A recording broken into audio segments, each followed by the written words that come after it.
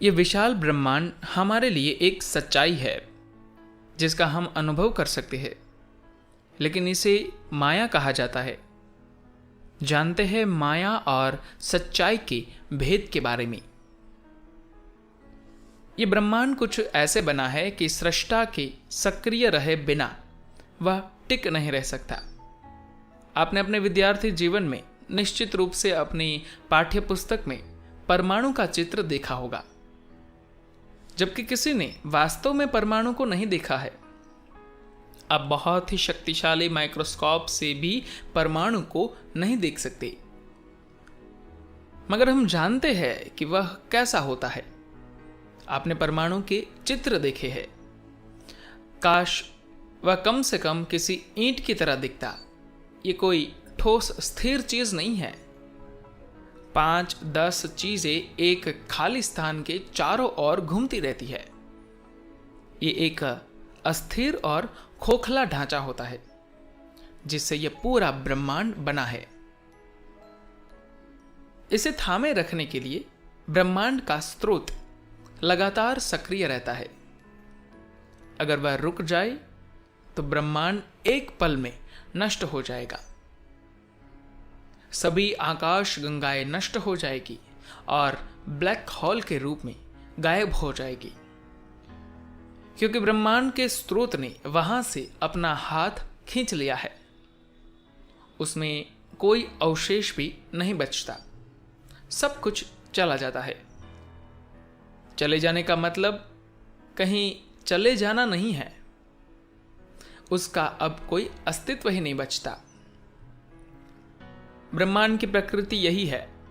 सृष्टा की सक्रिय भागीदारी के बिना वह एक पल के लिए भी टिके नहीं रह सकता, क्योंकि उसमें निर्माण की कोई ठोस इकाई नहीं है। परमाणु एक खोखला खंड है। यह सिर्फ चीजों का एक खेल है जो दुनिया को चलाता रहता है। तो आपको यह संदेह करने की जरूरत नहीं है कि अरे मुझे नहीं लगता कि मेरे अंदर चैतन्य है। रोजमर्रा के जीवन में लोगों को लगता है कि उनके आसपास के लोगों में कोई चैतन्य या ईश्वरत्व नहीं है। जब आध्यात्मिक कार्य की बात आती है तो वे कहते हैं ये मेरे अंदर नहीं है। अपनी सुविधा के अनुसार यह सोच बदल जाती है। इसलिए आप ये नहीं मान सकते कि वह मेरे या आपके अंदर नहीं है, क्योंकि यह ब्रह्मांड की प्रकृति है कि वह ठोस खंडों से नहीं बना है। दरअसल यह ब्रह्मांड सिर्फ एक क्रिया है, कोई वस्तु नहीं। इसीलिए हम इसे माया कहते हैं। इसका मतलब है कि यह एक भ्रम है। ऐसा नहीं है कि उसका अस्तित्व नहीं है, लेकिन वह उस रूप में नहीं है जिस रूप में आप सोचते हैं। वह एक भ्रम है।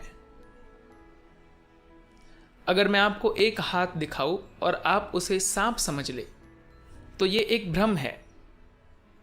इसका यह मतलब नहीं है कि हाथ वहां मौजूद नहीं है, मगर यह वैसा नहीं है जैसा आप उसे सोचते हैं, क्योंकि आपने हर चीज को लेकर एक धारणा बना ली है। इसलिए वह वास्तव में कैसा है यह आपके बोध में नहीं आ सकता। देखिए, अगर आप अपने और अपनी बनाई हर चीज के बीच थोड़ी सी दूरी बना ले तो आप देखेंगे कि आपके मन का काफी हिस्सा आपका अपना बनाया हुआ होता है। मूल उपकरण आपको दे दिया गया था, बाकी आपने खुद बनाया है। इसलिए अगर आप अपनी दुनिया को किनारे रखने के लिए तैयार है तो सृष्टा का शानदार ब्रह्मांड आपके सामने होगा। यह इतना ही सरल है। आपको कुछ नहीं करना है, बस स्थिर हो जाना है। मगर आप छोटी मोटी मामूली चीजों से अपनी पहचान इतनी मजबूत बना लेते हैं कि आप पूरे ब्रह्मांड और सृष्टा को भुला देते हैं। इसी को अज्ञानता कहते हैं। अज्ञानता दो तरह की होती है। एक तो वह जब आप किसी चीज के बारे में जानते ही नहीं, और दूसरी आप जानते तो है मगर उसे स्वीकार करना नहीं चाहते। दूसरी तरह की अज्ञानता ज़्यादा खतरनाक होती है। अगर आप वाकई नहीं जानते तो आप उस अज्ञानता के साथ नहीं रह सकते हैं, क्योंकि मानव बुद्धि की जानने की इच्छा बहुत स्वाभाविक है। मगर आप अपनी सुविधा के अनुसार जाने और बाकी से बचते रहे तो ये अज्ञानता का ज़्यादा खतरनाक रूप है, क्योंकि एक बार बचने की आदत लगने के बाद आप लगातार इसे जारी रखते हैं जब तक कि कोई आकर वाकई आपके सिर पर धौल नहीं जमाता। धन्यवाद।